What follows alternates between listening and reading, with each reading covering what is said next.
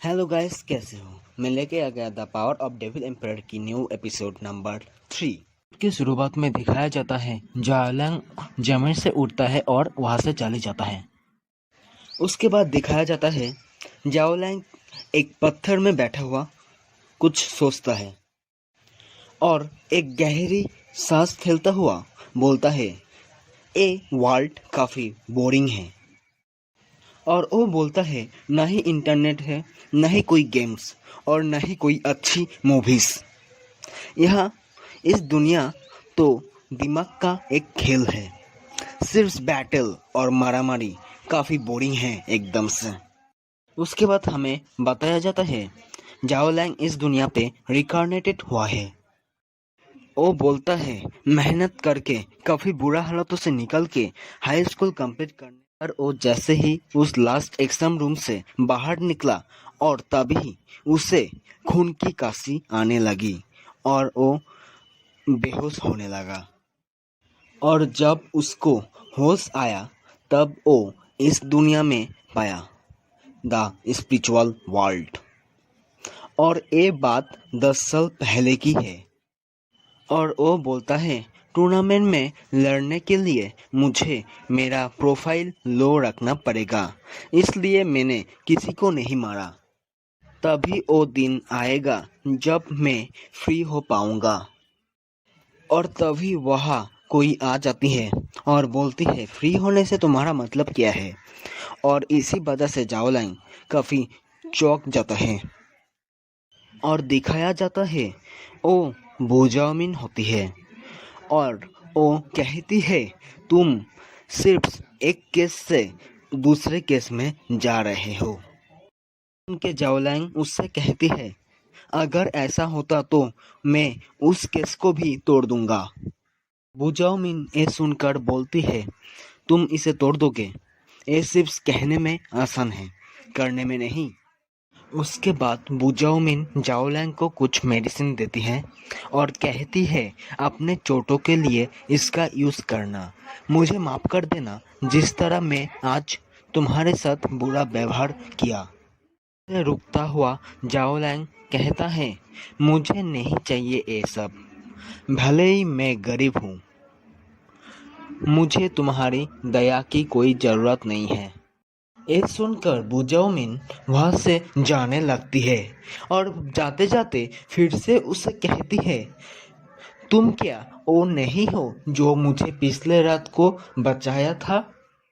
इसके बाद जाओलन बोलता है, नहीं, मैं वो नहीं हूँ और लोगों से मेरे बारे में पूछना बंद कर दो प्लीज़।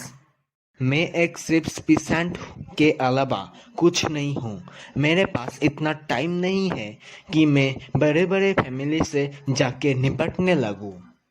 इसके बाद बुजाओमिन उसको थैंक्स कह के यहाँ से चली जाती है। लेकिन वो फिर भी सोचता है कि वो सच में वो नहीं है जिसने मुझे पिछली रात को बचाया था। तो फिर वो पीछे से सेम क्यों दिखता है। इसके बाद दिखाया जाता है कुछ डिसाइपलों को जो उसके बारे में ही बात कर रहा था और उसमें से एक बंदा को दिखाया जाता है जो बोलता है, मैंने बोला था ना, जाओलैंग कभी भी फैटी बंदा से जीत नहीं पाएगा। और उसमें से और एक बंदा बोलता है, वो तो सिर्फ एक स्कम्बाग है जिसे अपनी जगह कहाँ है ये जानने के लिए बेहद जरूरी है। और तीसरा बंदा बोलता है, काश काश मैं भी वहां पर होता और उसका हारा हुआ मुख देख पाता जब फैटी बंदा से वो कह रहा था माफ कर देने के लिए। और ये बातें जाओलैंग को काफी आसानी से सुनाई दे रही थी। बहुत ज़्यादा गुस्से में होकर भी वो कुछ भी नहीं कर पाता क्योंकि उसके बारे में सबको पता चल जाता, नहीं तो उसका क्या पावर है। उसके बाद हमें सितुक्लान के रेसिडेंस को दिखाया जाता है। उस रेसिडेंस की एक घर पर फैटी बंदा को दिखाया जाता है जो बहुत ज़्यादा गुस्से में होता है। वो जाओलैंग से काफ़ी बुरी तरह हारा है। इसी वजह से वो कहता है, मैं उसे मार दूंगा। उससे बदला लेना ही होगा। मैं अगर ऐसा नहीं करता तो मेरा पोजीशन सिर्फ एकेडमी में नहीं बल्कि एल्केमी गिल्ड में भी खराब हो सकता है।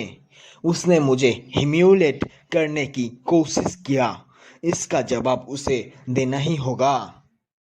और इसके बारे में वो बहुत ज़्यादा सोचता है और बोलता है कैसे मैं बदला लूँ जाओ लैंग से। तभी उसे कुछ आइडिया आता है। वो कहता है मैं इसके बारे में यंग मास्टर से बात करूँगा जब वो वापस आ जाएंगे। उसका गुस्सा देखकर वो उसे मारने में कोई संकोच नहीं करेगा। साथ हमें ग्लैडिएटर एरिया को दिखाया जाता है। वहाँ एक अनाउंसमेंट होता है, lone wolf level 3 speed beast को कोई सामना करने वाला है जिसका नाम है the great earth shattering tiger. ये एक टैग बैटल होने वाला है जिसके मतलब विनर को सामने वाला को हराना ही पड़ेगा या फिर मारना पड़ेगा। और तभी वहाँ उस बीस्ट को दिखाया जाता है जिसके चारों ओर से बहुत ज़्यादा किलिंग ऑरा निकल रही होती है जो सामने वाले वॉरियर पर हमला कर देता है। ऐसे ही बीस्ट उस पर हमला करता है और वो बीस्ट के दोनों पैरों को पकड़ लेता है। उसके बाद हमें एक लेडी को दिखाया जाता है जो बोलता है क्या यही चीज़ दिखाने के लिए तुम मुझे यहाँ पर लाई हो। वहाँ एक लड़की भी थी जो उससे कहती है हाँ आपने सही कहा मैडम, मुझे ये आपके टाइप का लड़का लगता है। तभी वो लेडी उससे कहती है ये मैच्योर वॉरियर है, ऐसा कभी भी नहीं हो सकता है कि वो स्पीड बीस्ट से लड़के सरवाइव कर पाए। तभी वो लड़की हंसती हुई कहती है मुझे नहीं लगता ये सही है। इसके बाद वो लेडी उस वॉरियर का मैच देखने लगती है और कहती है क्या वो सच में बच पाएगा। कोई बात नहीं, मैं अगला चांस उसे मेरी बेट पर दूंगा। इसके बाद हमें उसका बैटल दिखाया जाता है। उस वॉरियर में से भी बहुत ज़्यादा ऑरा निकल रहा था। उस वॉरियर एक पावरफुल अटैक करता है और वो बीस्ट आसमान में उड़ जाता है। और जब वो आसमान में होता है तब और एक अटैक करता है जिसके बाद दिखाया जाता है वो बीस्ट एकदम से ही ख़त्म हो जाता है। वो वॉरियर जीत जाता है और इसी के साथ हमें दिखाया जाता है वो वॉरियर असल में हमारा जाओ लैंग होता है। तभी वहाँ आने वाले सब चिल्लाने लगता है लोन ओल्फ, लोन ओल्फ, लोन ओल्फ। उसके बाद हमें उस लेडी को दिखाया जाता है और वो लेडी बोलता है जाओ लैंग के तरफ करके वो मुझे चाहिए। उसके बाद हमें एक बंदे को दिखाया जाता है, उसको कोई बोलता है एट लॉर्ड, भेड़िए बीस्ट को मारने वाले को कोई मैडम ए ने बुलाया है। उसके बाद दिखाया जाता है एट लॉर्ड को जो बोलता है यदि वो एक लड़की के चार्मिंग से लड़ नहीं सकता तो उसे सोचना चाहिए कैसे सर्वश्रेष्ठ में सर्वश्रेष्ठ हो सकता है। के बाद दिखाया जाता है जाओ लैंग एक घर के ओर जाने लगता है। एक लड़की का हाथ दिखाया जाता है और बोलता है इधर आओ तुम, जिससे जाओ लैंग शर्माने लगता है। जाओ लैंग बोलता है हाँ मैं आता हूँ। और वो लड़की सोचती है कोई भी मर्द मुझसे दूर नहीं जा सकता। और वो लड़की जाओ लैंग से बोलता है करीब आओ, मैं बहुत ज़्यादा आनंद दूंगा तुमको। और जाओ लैंग उसके करीब जाने लगता है और जाके उसको कपड़ों से बंध देती है।